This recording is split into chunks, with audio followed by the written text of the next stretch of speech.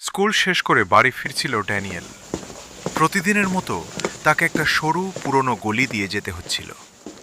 গলিটার দুই পাশে ভাঙা দেয়াল, উপরে ঝুলে থাকা তার, আর চারপাশে অদ্ভুত নীরবতা। লোকজন বলতো রাত হলে ওই গলি দিয়ে কেউ একা যায় না, কারণ সেখানে নাকি অদ্ভুত কিছু দেখা যায়। ড্যানিয়েল এসব বিশ্বাস করত না, কিন্তু সেদিন গলির ভিতরে ঢুকতেই তার মনে হলো কেউ যেন তার পিছনে আছে।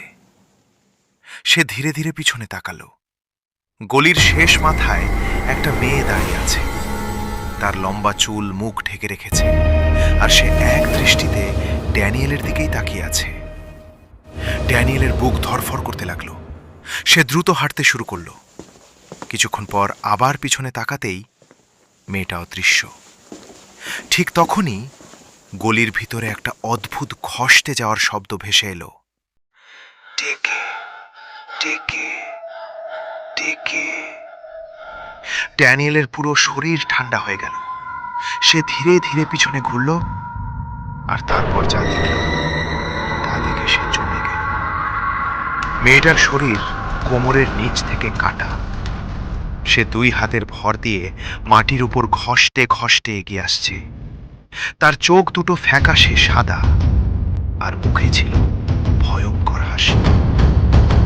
মেয়েটা ড্যানিয়েলের একদম সামনে এসে থামল। তারপর ভাঙা গলায় বলল, আমার শরীরের বাকি অংশ কোথায়? ভয়ে ড্যানিয়েল নড়তেও পারছিল না। তার পা যেন মাটির সাথে আটকে গেছে।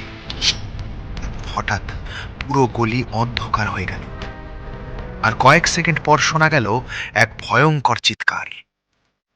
শোনা যায় 1990 সালের দিকে জাপানে এমন অনেক রহস্যময় ঘটনা ঘটেছিল। প্রতিটি ঘটনায় ঘটেছিল, প্রতিটি ঘটনায় মৃতদেহ মাঝখান থেকে কাটা অবস্থায় পাওয়া যেত। মানুষ সেই আত্মার নাম দেয় টেক। টেক লোককথা অনুযায়ী সে ছিল কাশিমা নামে এক, খুব শান্ত স্বভাবের ছিল এবং মানুষের সাথে কথা বলতে লজ্জা পেত। এজন্য স্কুলের সবাই তাকে নিয়ে হাসাহাসি করত। একদিন স্কুল থেকে ফেরার সময় কয়েকজন ছেলে মজা করতে করতে তাকে রেল লাইনের উপর ধাক্কা দিয়ে ফেলে রেখে চলে যায়। ঠিক তখনই দ্রুতগতির ট্রেন এসে তার শরীরকে দুই টুকরো করে দেয়। কিন্তু বলা হয় সে সঙ্গে সঙ্গে মারা যায়নি। ভয়ঙ্কর যন্ত্রণায় অনেকক্ষণ চিৎকার করেছিল, কিন্তু তার সাহায্যে কেউ এগিয়ে আসেনি। তারপর থেকেই তার আত্মা টেকে টেকে শব্দ করতে করতে রাতের অন্ধকারে ঘুরে বেড়ায়। সে নাকি নির্জন রাস্তায় মানুষকে থামিয়ে জিজ্ঞেস করে, আমার অর্ধেক শরীর কোথায়? আর কেউ উত্তর দিতে না পারলে তার পরিণতিও হয় ভয়ঙ্কর।